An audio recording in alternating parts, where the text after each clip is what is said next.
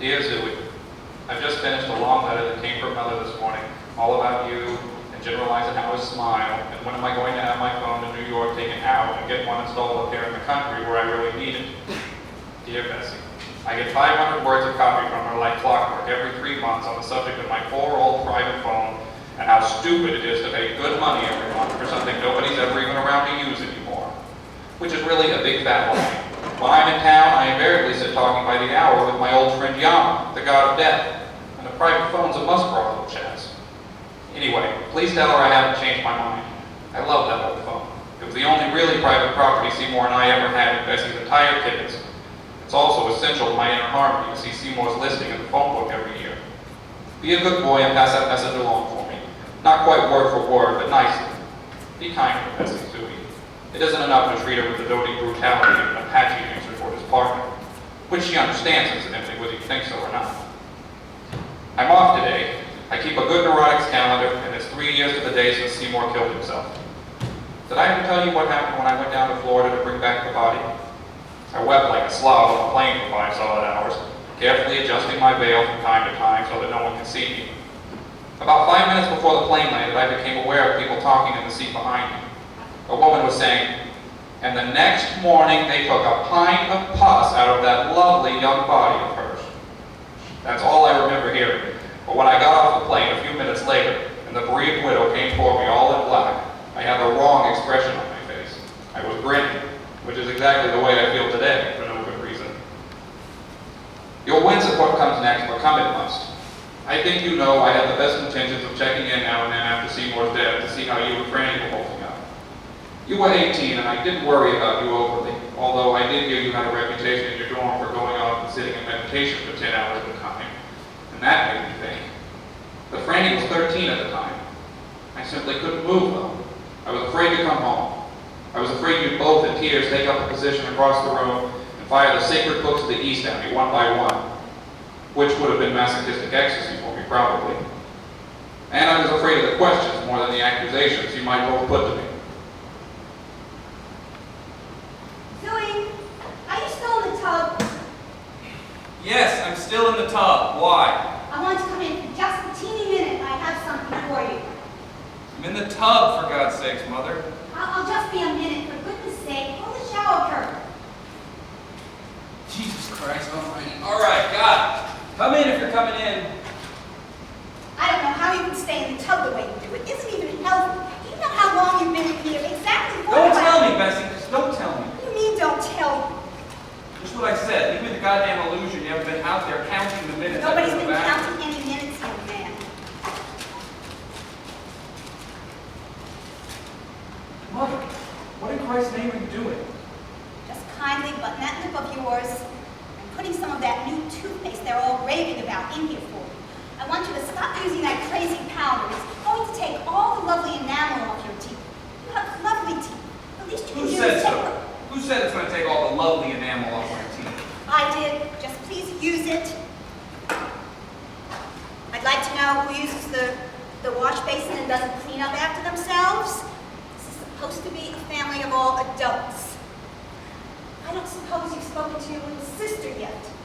No, I've not spoken to my little sister yet. How about getting the hell out of here? Why haven't you? I don't think that's nice, Dewey. I don't think that's nice at all. I asked you particularly. In the first to please place, I just got up about an hour ago. In the second place, I talked to her for 2 solid hours last night, and I don't think she frankly wants to talk to any goddamn one of us today. And in the third place, if you don't get out of this bathroom, I'm going to set fire to this ugly goddamn curtain. I mean it, Bessie. Sometimes I could almost murder Buddy for not having a phone. It's so unnecessary. How can a grown man live like that? No phone, no anything? Nobody has any desire to invade his privacy if that's what he wants. But I certainly don't think it's necessary to live like a hermit. Do you have a wash rag back there? The word is washcloth, not wash rag. And all I want, God damn it, Bessie, is to be left alone in this bathroom. That's my one simple desire. If I wanted this place to fill up with every old Irish rose that passed by, Dewey, I'd have I'm said holding so. a clean wash rag in my hand. Do you or don't you want it? Just yes or no, please.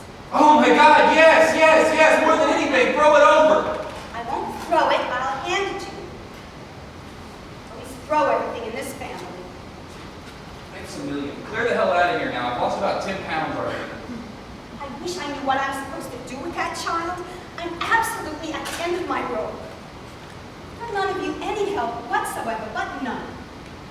Your father doesn't even like to talk about anything like this. We know that. He's worried too naturally. I know that look on his face. He simply will not face it. He's never faced anything as long as I've known him. He thinks anything peculiar or unpleasant will just go away if he turns on the radio and some little schnook starts singing. Well, he does. Would you like to know what I honestly think, would you? Bessie, for God's sake, you're going to tell me anyway. What's that difference? I honestly think I mean this now. I honestly think he keeps hoping to hear all you children on the radio again. I'm serious now.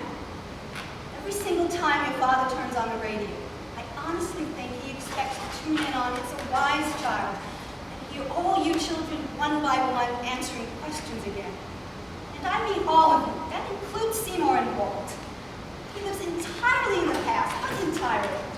He hardly ever even watches television unless you're on. And don't laugh, Suey, it isn't funny.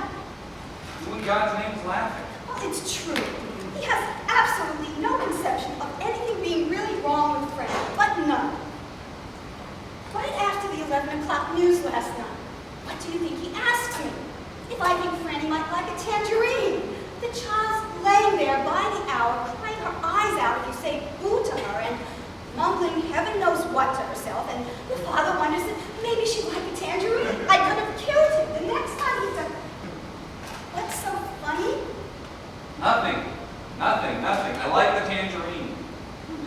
All right, who else is being no help to you? Me, Les, Buddy, who else? Come on, pour your heart out to me, Bessie. Don't be reticent. That's the whole problem with this goddamn family. We keep things bottled up too much. I never saw a family like this in my entire life. I mean it. They're all supposed to be so intelligent and everything, all you children. And not one of you is any help when the chips are down. Not one of you. I'm just a little bit What sick of chips? it. When what chips are down, for God's sake? What do you want us to do, Bessie? Go in there and live Franny's life for her? Now just stop that. Nobody's talking about anybody living her life for her. I'd simply like somebody to go in that living room and find out what's what. That's what I'd like. I'd like to know just when that child intends to go back to school and finish her year. I'd like to know just when she intends to put something halfway nourishing into her stomach. She's eaten practically nothing since she got home Saturday night, but nothing. I tried about a half hour ago to get her to take a nice cup of chicken broth. She took exactly 2 mouthfuls, and that's all. She threw up everything I got her to eat yesterday, practically.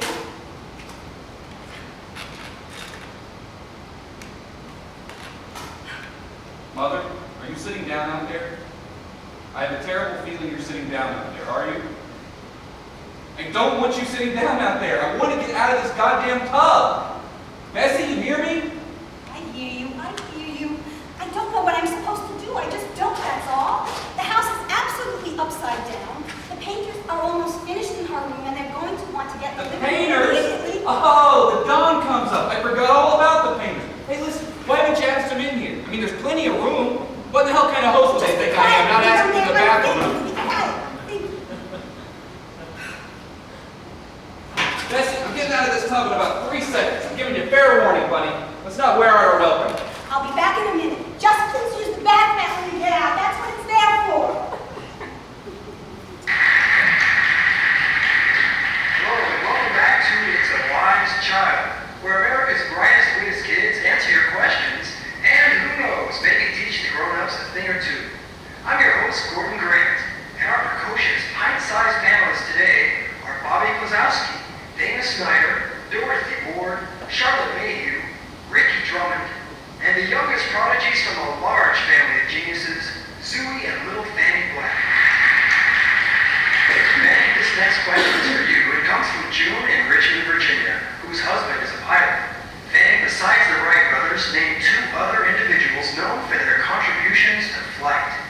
Fred Charles and both their brothers who landed in France in 1780 something.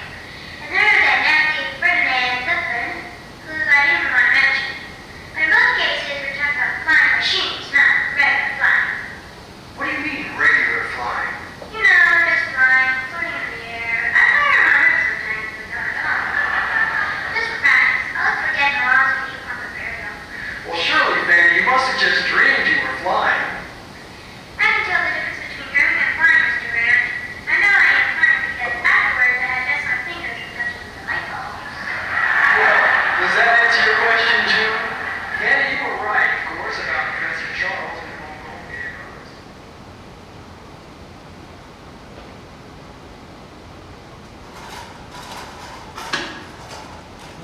What a pleasant and gracious surprise. Come in, come What have in. been thinking? No, don't sit down. Let me drink you in first. It isn't often we have visitors in our Just little be chapel. still a minute. I've been thinking, if this was something strictly Catholic or like that, I might be able to help her myself. I haven't forgotten everything. But none of you children were brought up Catholic, and I really You're don't... off, you're way off. I told you this last night. This thing with Franny, it's strictly non-sectarian. Just take my word for it, please. You know, I'm not as stupid as you may think, young man. You're all so secretive, all you children. It just so happens, if you must know, that I know more about what's behind all this than you think I do. For your information, I happen to know that that little book she carried all around the whole house with her yesterday is at the whole root of this whole business. How'd you figure that out? Just never mind how I figured it out. If you must know, Lane has called up here several times. He's terribly worried about Franny. Who the hell's Lane? You know very well who he is, young man. Lane can tell. He's only been Franny's boyfriend for a whole year. You've met him at least half a dozen times that I know of, so just don't pretend you don't know who he is. The expression is Franny's young man, not her boyfriend. Why are you so out of date, Bessie? Why is that? Never mind why I'm so out of date. It may interest you to know that he's crawled up here 5 or 6 times since Franny got home. Twice this morning before you were even up. He's been very sweet and he's terribly concerned and worried about Franny. Not like some people we know, eh? Well, I hate to disillusion you, but I've sat with him by the hour and he's not sweet at all. He's a charm boy and a fake. Incidentally, somebody around here has been shaving their goddamn armpits or their legs with my razor or dropped it because the Nobody's head's way out touched of your whack. razor, young man. Why is he a charm boy and a fake, may I ask? Listen, I talked with him for 20 deadly goddamn minutes one night while Franny was getting ready to go out, and I say he's a big nothing. What the hell was he telling me? Something very winning. What was it? Oh, yes. Yes, he was saying he used to listen to Franny and I every week when he was a kid. And you know what he was doing, the little bastard? He was building me up at Franny's expense for absolutely no reason except to ingratiate himself and show off his hot little Ivy League intellect. Phooey. Phooey, I say, on all white shoe college boys who edit their campus literary magazines. Give me an honest con, man, any day. He's a young boy, not out of college yet. And you make people nervous, young man. You either take to somebody or you don't. If you do, then you do all the talking and nobody can even get a word in edgewise. If you don't like somebody, which is most of the time, then you just sit around like death itself and let the person talk themselves into a hole. If you don't like somebody in 2 minutes, you're done with them forever. You can't live in the world with such strong likes and dislikes, regardless of what you may think, young man. Anyway, your sister says he's a brilliant boy, Lane. That's just sex talking, buddy. I know that voice. Oh, do I know that voice. All right, so what does Lane have to say on the phone? According to Lane, what's behind Franny's troubles? Well, Lane says it all has to do this entire thing with that little book she's got with her all the time.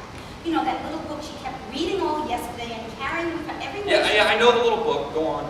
Well, Lane says it all has to do, it's a terribly religious little book, fanatical and all like that, and that she got it out of the library at college, and now she thinks maybe she's You said she got it where? the library at college. Why? What's the matter? What's the matter with that? Why such a look, young man? You're so stupid, Bessie. Why am I so stupid? Incidentally, you just put a new razor blade in yesterday. I asked you a question, young man. Why am I so stupid? Didn't she get that little book out of her college library, or what? No, she didn't. The little book is called The Pilgrim Continues His Way, and it's a sequel to another little book called The Way of the Pilgrim. And she got both books out of Seymour and Buddy's old room, and they've been sitting on Seymour's desk for years. Jesus, God Almighty.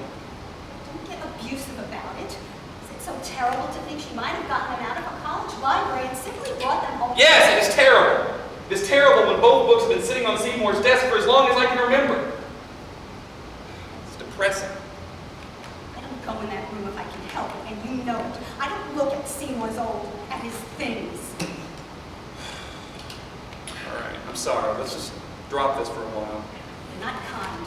You're not kind at all, Zoom. You're old enough to at least try for some kind of kindness when you're feeling mean. Buddy, at least when he's feeling mean, he tries to... Buddy! Seymour! I'm so sick of their names, I could cut my throat. This whole goddamn house stinks of ghosts. We're freaks, the two of us, Franny and I. I'm a 25-year-old freak and she's a 20-year-old freak, and both those bastards are responsible. The great teachers, the great emancipators. My God, I can't sit down to a meal to this day without saying the 4 great vows under my breath, and I'll lay any odds you want, Franny can't either. 4 great what? 4 great vows. However innumerable beings are, I vow to save them. However inexhaustible the passions are, I vow to extinguish them. However immeasurable the dharmas are, I vow to master them. However incomparable the Buddha truth, I vow to attain it. My God, I've been mumbling that under my breath 3 meals a day, every day of my life since I was 10. I'm not getting the hell out of here now. Let me finish my goddamn ablutions in peace, please. I wish you'd get married. Well, I do. Why don't you? I like to ride in trains too much. You never sit next to the window anymore once you're married. That's no reason. It's a perfect reason. Go away, Bessie. Leave me in peace in here. Why don't you go for a nice elevator ride? You could use a haircut, young man. You're getting to look like one of these crazy Hungarian Cut it out. girls. Something getting out of a swimming pool. Listen, one more thing before I forget. And listen to me now. Before you get any more ideas, like phoning up Billy Burns' goddamn psychoanalyst for Franny, just do me one thing. That's all I ask. Just think of what analysis did for Seymour. Hear me? Will you do that? For your information, I didn't say I was going to phone Billy Burns' psychoanalyst. I said I was thinking about it. In the first place, he isn't just an ordinary psychoanalyst. He happens to be a very devout Catholic psychoanalyst. Oh. And I thought it might be better than sitting around... Oh, you're so watching stupid, Bessie. Billy Burns is a poor little impotent sweaty guy past 40 who's been sleeping for years with a rosary and a copy of Variety under his pillow. We're talking about 2 things as different as day and night. Now, listen to me, Bessie. Are you listening to me? I'm listening to you. If you can't or won't think of Seymour, then just go ahead and call some ignorant psychoanalyst. Call some analyst who's experienced at adjusting people to the joys of television and Life magazine and the H-bomb and presidential elections and God knows what else that's gloriously normal. You just do that. And I swear to you, not more than a year, Franny will either be in a nut ward or she'll be wandering off into some goddamn desert with a burning cross in her hands. Don't get so upset, for goodness sake. Nobody's called anyone. Here. Let's just forget about this. If you don't yak at me, I'll tell you what those 2 books are about that Franny's been carrying around with her. If you're interested. If you're not interested, I don't Yes, feel like I'm I'm interested. Of course I'm interested. All right, then just don't yak at me for a minute. Both books are about a Russian peasant around the turn of the century. Very simple, very sweet little guy with a withered arm, which of course makes him a natural for Franny. He's been reading the Bible all his life, and he wants to know what it means in Thessalonians when it says, pray without ceasing. That one line keeps haunting him. So he begins a pilgrimage to find somebody to teach him how to pray incessantly and why. And he finds an old monk that tells him that the one prayer that's acceptable to God at all times is the Jesus prayer. Lord Jesus Christ, have mercy on me, a miserable sinner. He gives him some practice sessions with it and sends him home. And to make a long story short, after a while, the pilgrim becomes proficient with the prayer. He masters it. He's overjoyed with his new spiritual life, and he goes hiking all over Russia, saying his prayers as he goes along and telling everyone he meets how to say it too. Are you listening to me, you old druid? You're just staring at my gorgeous face.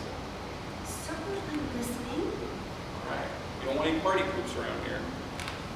The idea is really, after a while, the prayer is supposed to move from the lips and the head down to a center in the heart where it becomes an automatic function in the person. Then, after a time, once it is automatic in the heart, the person is supposed to enter into the so-called reality of things.